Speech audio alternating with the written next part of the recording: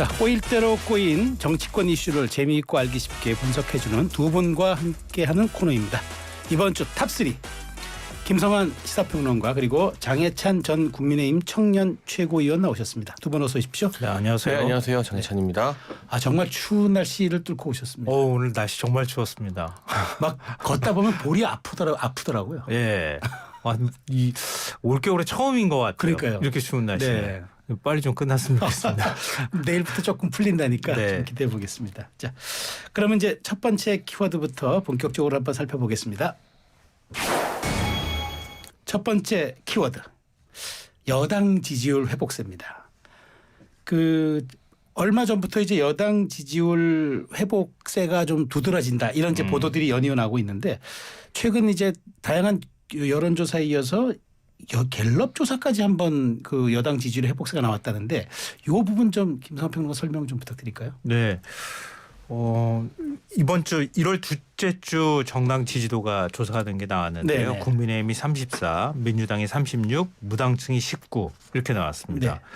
그리고 12월 셋째 주하고 비교했을 때 12월 셋째 주가 이제 탄핵 직후에 이루어진 조사거든요. 그때 국민의힘이 24, 민주당 48, 무당층 21 이렇게 네. 나왔거든요.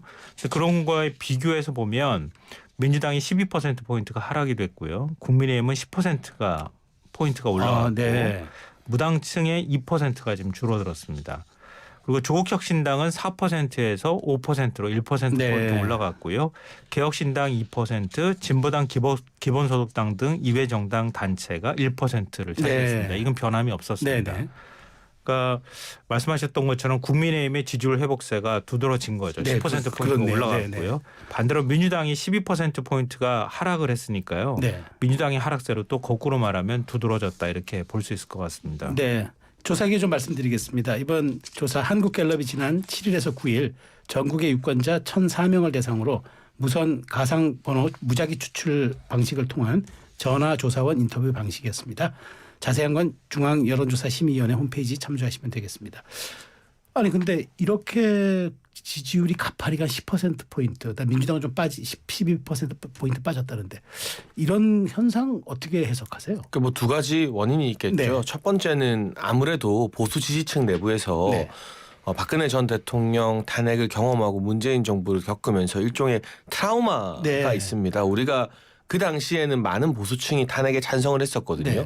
그러니까 갤럽 기준으로 박근혜 전 대통령 지지율이 4%까지 떨어졌었어요. 네. 8년 전 탄핵 국면에서는. 네. 근데 그래 봤더니 나라가 더 안 좋아지더라. 그리고 보수 진영이 입은 피해가 정말 회복하기 힘들 정도더라. 네. 그러니 이 국면에서 보수 지지층이 이대로 있으면 윤석열 대통령만 탄핵되는 게 아니라 대한민국의 어떤 보수라는 가치 전체가 무너질 수 있다라는 위기감을 느끼고 네. 결집했다라고 많이들 분석하는 것 같고요. 네. 두 번째는 저는 이 탄핵 가결 이후 이재명 대표와 민주당이 보여준 지나친 조급증에 네, 대한 네, 반감이라고 생각을 네. 합니다. 사실 국회에서 어찌되었든 탄핵이 가결되고 네. 이제 헌재의 시간이 오지 않았습니까? 그렇죠. 네. 그런데 이후에 민주당이 지속적으로 민생에 대해서 여당과 논의하기보다는 특검 재발의를 거듭하고 네. 있고 또 뭐 여러 각자 입장이 다르겠습니다만 공수처와 경찰이 어쨌거나 현직 대통령에 대한 체포영장 집행 시도를 계속 감행하고 네, 있는 네, 것도 그렇죠. 이걸 찬성하는 분들도 있겠지만 네. 또 약간 유보적으로 이 사태를 바라봤던 보수층 입장에서는 야 이거 정말 위기다. 이래선 안 되겠다라는 위기의식을 좀 자극하게 되는 결과가 네. 되었거든요. 사실 갤럽 기준으로 윤석열 대통령의 국정 지지율은 탄핵 이전에 17%까지 떨어지고 그렇죠. 20% 이하로 나왔었는데 네. 지금 탄핵 반대가 32%로 회복이 됐다는 거의 것. 곱절이네요. 그러면. 이게 국정 지지율과 대입해서 비교해보면 거의 2배가 되어버린 그렇죠. 거예요. 그래서 보수의 결집도 있겠지만 그냥 헌재의 시간으로 맡겨두고 이제 민생을 차분하게 챙겼다면 아마 이런 역효과가 안 났을 텐데 민주당이 너무 이 탄핵 절차나 대통령에 대한 수사 절차를 좀 서두르면서 추동하다 보니 그게 오히려 역효과를 낸 게 아닌가 하는 분석들도 나오는 것 같습니다. 네, 네. 지금 말씀하신 것처럼 그 탄핵 찬성의 64% 반대가 32%로 나왔고 그래서 지금 장해찬 최고가 얘기하시는 게 민주당이 조급증이라는 단어로 표현하셨는데 김성환 평론가 이 부분 동의하세요? 아니 조급하죠. 어떻게 안 조급합니까? 온 나라가 지금 쑥대밭이 됐잖아요. 네. 경제는 위기 상황이고요. 어떻게 안 조급할 수가 있어요. 안 조급한 게 오히려 이상한 거죠. 네. 안 조급하게 느긋하게 하자고 하는 국민의힘이 오히려 나라를 혼란에 빠뜨리는 거 아닌가 개인적으로 그렇게 생각하고요. 네. 우리 그런 얘기들 많이 하잖아요. 눈에서 멀어지면 마음에서도 멀어진다는 네. 말을 하는데요. 이 사람의 심리가 좀 비슷해요. 지금 계엄이 선포된 지 38일째예요. 오늘로. 그리고 국회에서 탄핵 소추안이 통과한 지가 28일째입니다. 네. 이 지금 한 달이 훨씬 넘는 기간 동안에 계속 지금 이 혼란들을 국민들이 겪고 있어요. 그러면 그 국민들 마음에서 어떤 변화가 일어났을까? 이걸 보면은 지지율 변화를 우리가 예측해 볼 수 있는데요. 국민의힘이 지지율이 올랐다고 표현하면 안 되고요. 원래 있었던 지지율이 회복돼 가고 있는 거다. 이렇게 네. 보는 게 더 정확한 것 같고요. 일단 처음에는 갑자기 충격을 받았던 거잖아요. 네. 국민들이. 뭐 이른바 대통령의 망상적 계엄 선포에서 국민들이 놀라기도 하고 충격을 받기도 하고 불안에 떨었단 말이에요. 그 프레임이 작동했던 거예요. 처음에는. 그러면 이 사태를 어떻게 해결하면 좋을까라고 모든 국민들이 생각할 때 2, 3차 계엄까지 나올 수 있고 또 다른 어떤 군사적 행동이 있을 수 있지 않을까라는 네. 불안감이 그 당시에는 뒤덮은 상황이었다고요. 그러니까 보수층에서도 합리적으로 생각하시는 분들은 계엄 선포에 대해서 잘못됐다고 하는 인식 하나하고 또 하나는 어떻게 해서든 이걸 빨리 수습하는 게 좋겠다. 이 불안을 막아줄 대상은 민주당밖에 안 보이니 민주당이 힘을 좀 실어줘야겠다. 이렇게 하면서 보수층 내부에서도 그렇고 중도층 이런 층에서 민주당 쪽에 힘을 좀 실어주는 경향이 나타난 게 그게 12월 셋째 주다. 네. 이렇게 볼 수 있고요. 근데 그 사이에 어떤 변화가 있었습니까? 일단 제가 말씀드렸던 것처럼 한 달 반 가까운 시간의 변화가 있었죠. 네. 그게 제일 큰 거고요. 그다음에 계엄 선포 때 초기 공포나 불안감이 이제 좀 바뀐 거예요. 예를 들면 저는 한독수 권한대행의 책임이 제일 크다고 보는데요. 네. 이 상황을 빨리 수습하고 질서정연하게 지금 혼란들을 어떻게 정리해 나가는가 굉장히 중요했던 상황에서 한독수 권한대행이 일종의 목리를 벌였잖아요. 네. 헌법재판소 재판관 임명 문제로. 그리고 또 다른 탄핵이 일어났어요. 그때부터 뭔가 프레임이 바뀌기 시작했던 거예요. 윤석열 대통령이 계엄이라고 하는 거에서 전국 불안의 어떤 프레임으로 바뀌기 시작했다는 거예요. 그리고 난 다음에 최상목 권한대행이 권한대행 체제가 돌아섰음에도 불구하고 혼란은 계속되고 있고요.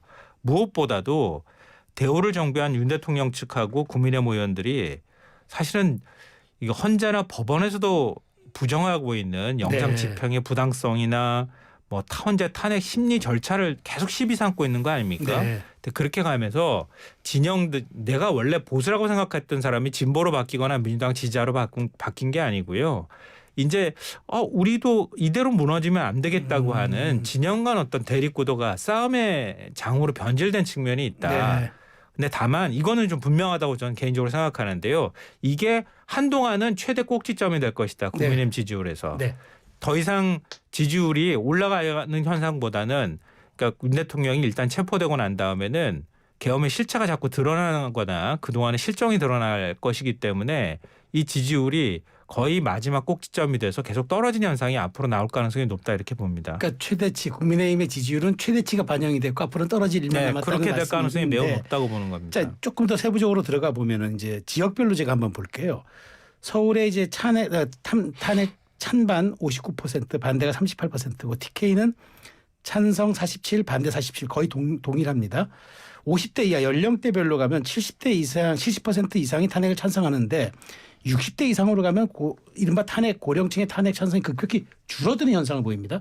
이 지역 간 세대별 이 흐름. 그러면 김성환 평론가가 그 말이 유효하려면은 이게 이제 최대치 반영이 됐고 앞으로 떨어지면 안 된다 그러면 이분들의 지금 응답 추세는 어떻게 해석을 해야 됩니까? 그러니까 제가 말씀드렸던 건요. 그러니까 앞으로 떨어질 가능성이 더 높다고 말씀드린 네. 이유는 그러니까 대통령이 일단 체포되고 난 다음에는 이런 법률적인 절차에 관한 논쟁이나 이런 것들이 많지 않을 거라는 네. 거예요. 헌법재판소 절차에 관한 부분인데요. 네. 그건 헌재에서도 어제 공보관이 밝혔던 것처럼 그건 헌재가 판단할 문제다 이렇게 얘기를 정리하고 있거든요. 네. 그러니까 앞으로는 뭐 내란 특검이 가동이 되든 검찰 수사나 경찰 수사가 주목을 받든 간에 네. 계속 왜 내란이 일어날 수밖에 없는지에 관해서 뭔가 기사나 언론 보도가 계속 나올 거라는 네. 거죠. 그리고 뭐 김건희 여사와 관련된 특검법 문제도 역시 계속 나온단 말이에요. 그러니까 국민들 사이에서 일단 윤석열 대통령이 법률적으로 뭔가를 행사할 수 없는 상태가 되고 나면 관심이 바뀔 것이다. 네. 이것 때문에 제가 그렇게 말씀드렸다는 네. 말씀 드리고요. 그리고 이번에 국민의힘이 지지율 회복될 때 어느 계층에서 어떻게 회복이 됐을까 굉장히 궁금했어요. 네. 그러니까 세대별로 보니까 전반적으로 국민의힘 지지세가 회복이 된 건 맞아요. 네. 맞은데 제일 회복세가 강했던 곳이 어딘가가 궁금했거든요. 네. 그러니까 회복세가 제일 강했던 게 제가 보기에는 50대예요. 50대. 왜냐하면 50대가 다 진보적인 건 아니란 말이에요. 네. 50대도 보수 성향이 꽤 강하단 네. 말이에요. 상대적으로 진보세가 강하다 이렇게 볼 수 있는데 그 과거에 80년대를 겪었었던 세대란 말이에요. 50대나 60대. 그렇죠. 특히 60대도 굉장히 이번에 회복세가 강했는데요. 50대가 볼 때 계엄은 도저히 용납할 수 없는 행위였다는 거죠. 근데 나의 정체성하고는 또 다른 어떤 이성적인 판단과 네. 합리적 판단에 관한의 영역이었단 말이에요. 네. 계엄 문제에 대한 의견 표출은. 그런데 가면서 진영 간의 싸움 구도가 돼가고 이대로 돼서는 아닌데 또 민주당에 대한 반감도 있는 상황이기 때문에 50대에서 민주당을 지지했던 지지를 일정하게 철회하고 원래 국민의힘 쪽으로 많이 움직이는 경향이 나타났다. 이게 이번에 제일 큰 영향을 미쳤다고 봐요. 네. 지역 간에는 사실은 이전에도 TK 지역은 반반 정도 차지했던 네. 여론이 있었기 때문에 네. 큰 변화가 있었다고 네. 보기는 어려운 것 같아요. 알겠습니다. 제가 네. 짧게 네. 네. 이번 여론조사를 한 한국갤럽 관계자가 언론의 네. 이제 질의에 답변한 내용을 좀 말씀드리면 네. 이건 제 이야기가 아니라 한국갤럽이 밝혔는데요. 네. 주관적 정치 성향별 탄핵 찬성 기준으로 보면 진보층은 한 달 전과 다름이 없으나 네. 중도층과 보수층 일부가 생각을 달리했다라고 한국갤럽 관계자가 밝혔습니다. 그러니까 이번 여론조사 결과를 보면 저희가 대표적인 원인은 당연히 앞서도 설명드린 것처럼 보수의 결집이라고 해야겠지만 네. 이제 뭐 비상계엄과 탄핵 가결 이후에 그때는 이제 중도층 거의 대부분이 탄핵 찬성 여론이었다면 그 일부가 어쨌든 국민의힘 지지나 탄핵 반대 쪽으로 돌아왔다는 거거든요. 네. 네. 그런데 사실 지난 한 달 동안의 국민의힘이나 윤석열 대통령 측의 행보를 보면 보수 결집을 위한 메시지는 있었지만 뭐 중도층을 위해서 따로 뭔가를 하진 않았어요. 네. 그럼에도 불구하고 갤럽 관계자가 인용하기를 중도층 일부도 국민의힘이나 탄핵 반대로 돌아왔다는 것은 네. 제가 앞서 말한 것처럼 이게 국민의힘에 의한 어떤 결과라기보다는 한덕수 총리에 대해서 평가가 분분하겠지만 총리마저 탄핵시키고 계속해서 이 강제적인 물리적 충돌이 우려되는 상황에도 불구하고 이 영장 관련된 대치 전선이 만들어지고 네. 이런 어떤 민주당과 또 이 국회에서 정청래 의원이 뭐 윤석열 대통령 사형이다. 네. 그리고 이성윤 의원은 공수처장 보고 네. 총 맞을 각오해라. 네. 가슴을 열고 뭐 총 쏘라고 해라. 네. 이런 그건들. 네. 이런 것들이 사실 중도층의 일부 민심을 탄핵 반대나 국민의힘 지지 쪽으로 돌아오게 하는 원인이 아닌가라고 분석을 할 수밖에 없지 않나 네. 싶습니다. 그리고 김성환 평론가가 이제 대통령 신병이 확보돼서 수사가 본격화되거나 탄핵 심리가 본격화돼서 이제 미디어의 그런 부정적 기사들이 또 많이 쏟아져 나오면 다시 조정을 받을 거라는 분석에는 동의하십니까? 근데 아무래도 그런 이제 생각으로 네. 민주당과 이 수사기관에서는 대통령 신병 확보에 네. 집착을 못 벌이고 있는 것 같고요. 반면 저는 네. 뭐 가정적 상황입니다만 네. 이게 체포영장 집행 과정에서 네. 지금 이대로 강대강 대치가 계속되면 네. 뭐 서로의 이 주장은 우리가 충분히 이야기했으니까 당위를 이야기할 필요는 없고 네. 현실만 보면 네. 물리적 충돌이 일어날 것 같아요. 이대로 뭔가 그런 합의점을 마련되지 불안감을 않으면. 예측한 분들이 많아요. 그러면 그 물리적 충돌이라는 국가적 비극 이후에 그 책임론이 어디로 튀게 될지 네. 그건 전 예측하기 힘든 부분이라고 보고요. 네. 윤석열 대통령에 대해서 부정적이거나 비판적인 시각을 가진 분들도 네. 어쨌든 직무정지 상태지만 현직 대통령이 네. 수사기관에 의해서 강제로 체포되는 것에 대해서까지 과연 잘했다 박수치고 동의할 것인가. 그게 진보층의 카타르시스를 제공하는 데는 뭐 나름의 어떤 역할이 있겠지만 네. 온건한 중도층 입장에서 봤을 때는 이게 이렇게까지 할 일인가 이게 맞나 그냥 불구속 상태로 수사를 진행하고 탄핵 심판을 지켜보면 안 되나 하는 생각이 저는 더 많이 들 거라고 봅니다. 알겠습니다. 이게 네. 제가 계속 사실은 좀 웃었는데요. 네. 계엄을 선포한 대통령입니다. 그러니까 대한민국의 헌정 질서뿐만 아니라 민주 질서를 무너뜨리려고 했던 당사자거든요. 그 어떤 특권도 용납될 수 없다고 헌법에 돼 있습니다. 근데 지금 자꾸 나는 현직 대통령이야. 대통령이니까 대통령 대접을 해. 라고 말하고 있단 말이에요. 그걸 가지고 거꾸로 그 대통령을 끌어내야 된다고 하는 민주당의 카타르시스까지 표현하시는 거는 좀 과하다 이렇게 생각하고요. 네. 그건 카타르시스의 문제가 아니고요. 대한민국의 민주 질서에 관한 문제입니다. 그러니까 전 최근에 그런 생각하는데요. 가급적 사실 논쟁에 좀 잘 안 빠져들려고 노력해요. 개인적으로도. 왜냐하면 법리 논쟁 하나하나에 빠져들게 되면요. 논쟁을 제기한 사람이 이기더라고요. 그러니까 그런 진흙탕 싸움에 들어가 버리는 것보다 차라리 좀 더 큰 틀 안에서 생각하자라는 마음가짐을 많이 가지려고 노력하는데요. 어떤 틀이나 질서가 있어야 그 안에서 자잘하게 우리가 뭐 진영 간에 싸움을 하기도 하고 서로 간에 맞다 틀리다 논쟁도 하고 하는 것인데 그 틀 자체 질서를 아예 다 무너뜨리려고 시도했던 파괴하려고 했던 거예요. 근데 그 질서를 안 세우면은 그 안에서 싸우는 게 무슨 의미가 있겠습니까? 제가 볼 땐 그렇게 보인다고 생각해요.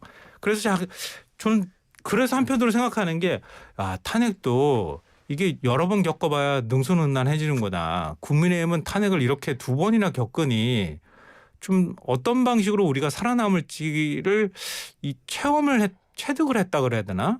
굉장히 지능적으로 계산도 잘하고 그런다는 생각도 들고 윤 대통령 측은요.